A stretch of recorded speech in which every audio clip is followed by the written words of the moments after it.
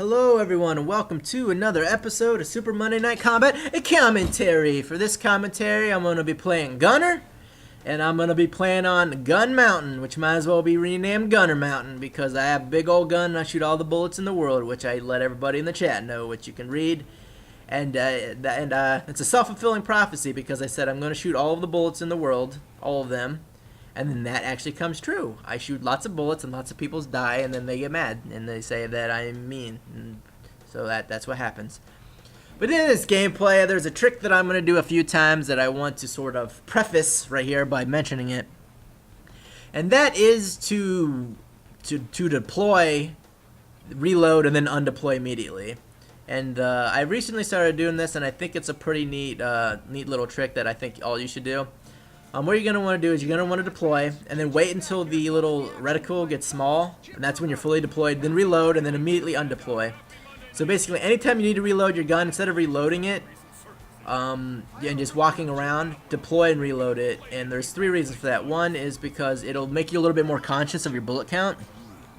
Because anytime you have to reload as a gunner is a time where you're basically incredibly vulnerable, because all of your you have to take a good 3 seconds out of your day to go ahead and reload, and so you're gonna be incredibly vulnerable. So if you keep track of your bullet count, then you will be able to position yourself when you get kind of low on bullets in order to make sure that you will be able to reload unmolested. And number two is that deploy. If you're not deploying every now and then in order to get a small boost in armor, then you're basically wasting the skill. Like, the skill is doing absolutely nothing for you.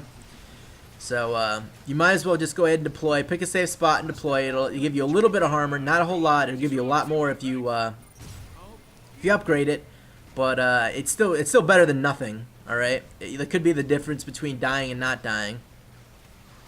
And thirdly, whenever you are deployed, you reload much quicker.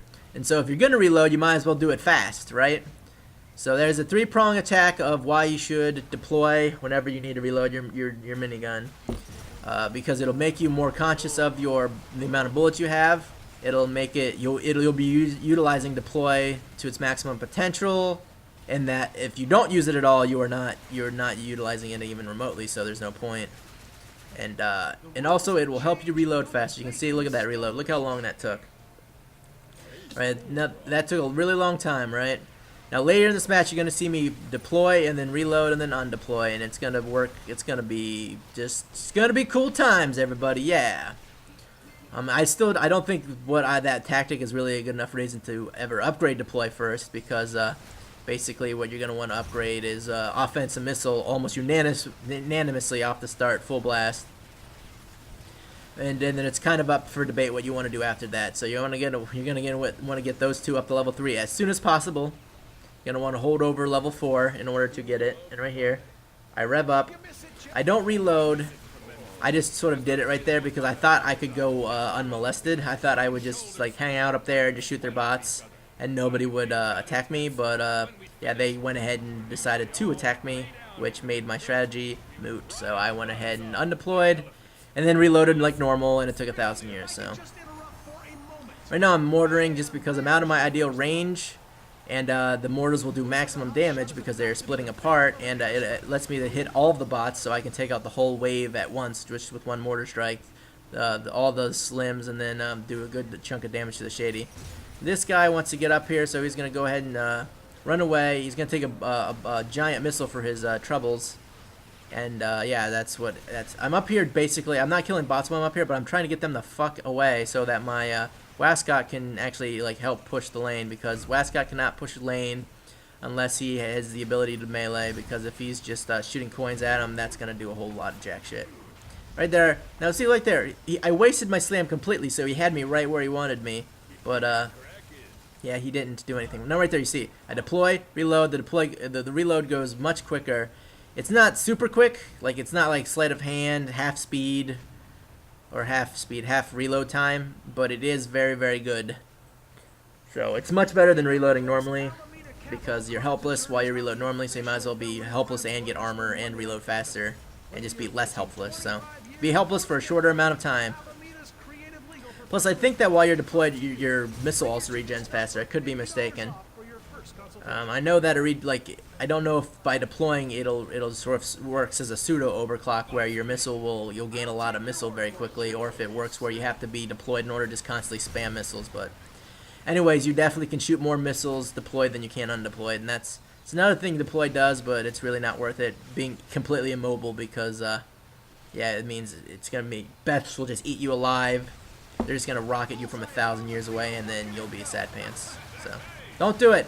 Go ahead and fly in there just to stun the turret, to do damage to the turret, stun the bots, and that helps us push a whole lane. I take about 2/3 of my health.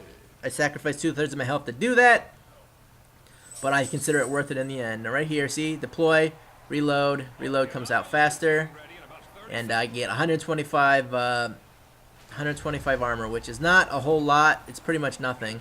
Right here, I just kept wanting to slam over and over again just to kill all these guys because I knew every time I killed one I get a churro. But in the end, I ended up just shooting. So slam, and right here, oh, it's a freebie kill, inadvertent kill, but I'll take it because all's fair in love and war. So that's what I do. I accidentally slam people and I get kills out of it.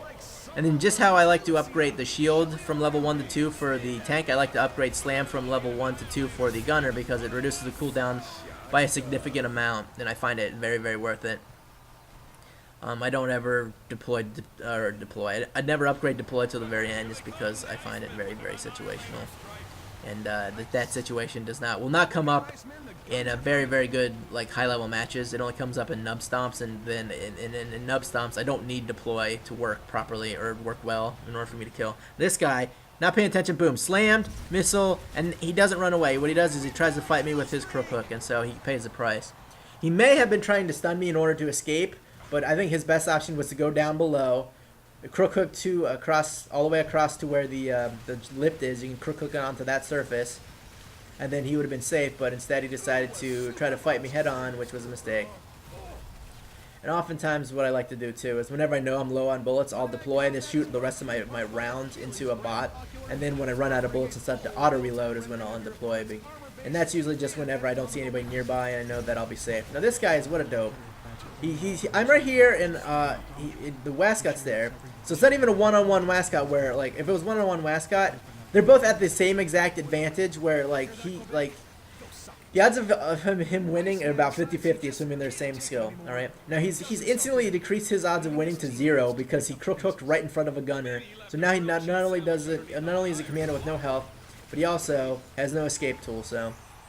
Don't do that, guys. I mean, crook hook stunning people is cool. But you gotta remember that it's a double-edged sword, just like a tank jet charge, where it's your escape tool as well as a good burst damage tool.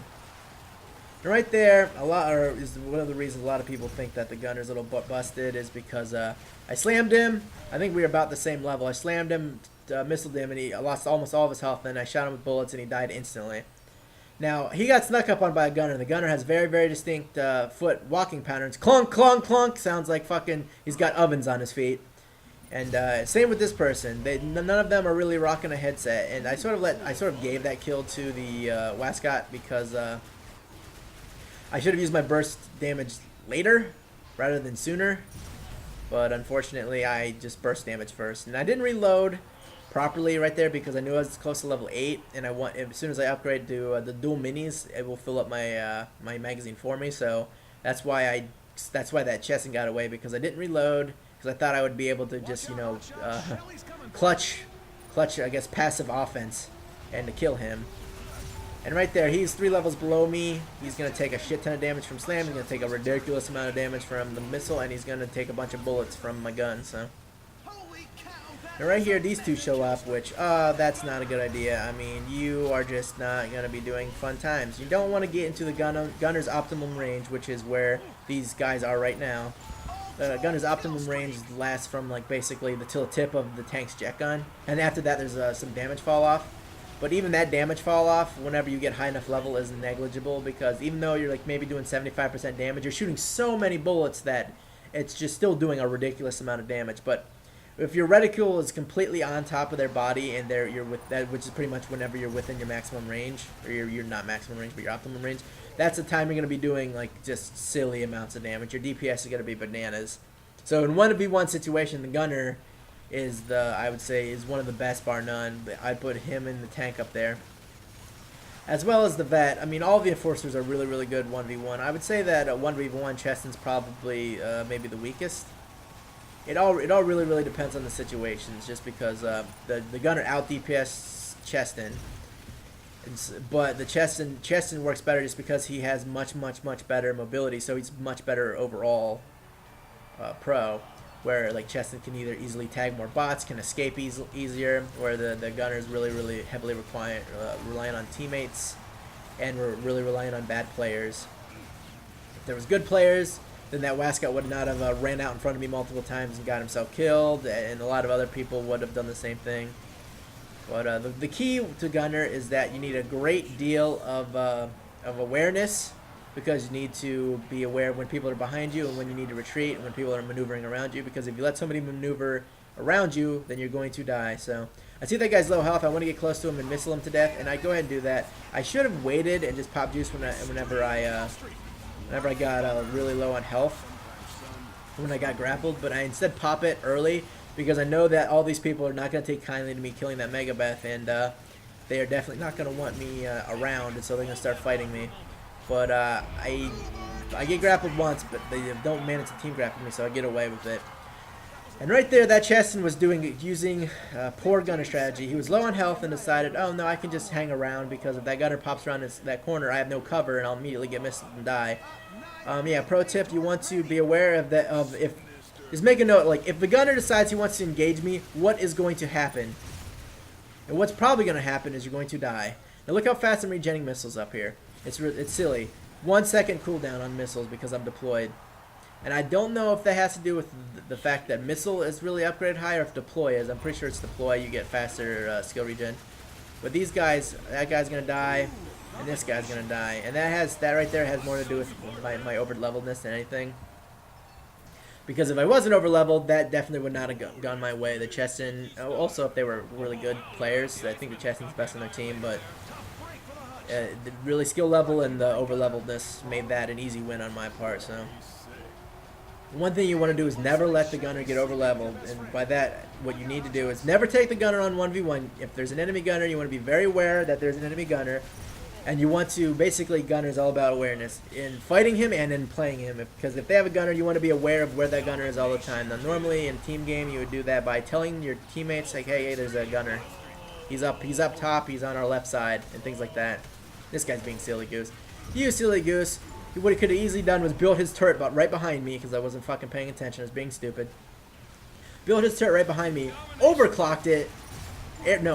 Build his turret behind me. Ground zeroed me. Overclocked. Ground zeroed me again. And then his turret would have been lighting me up the whole time. I would have died, even though he was way underleveled.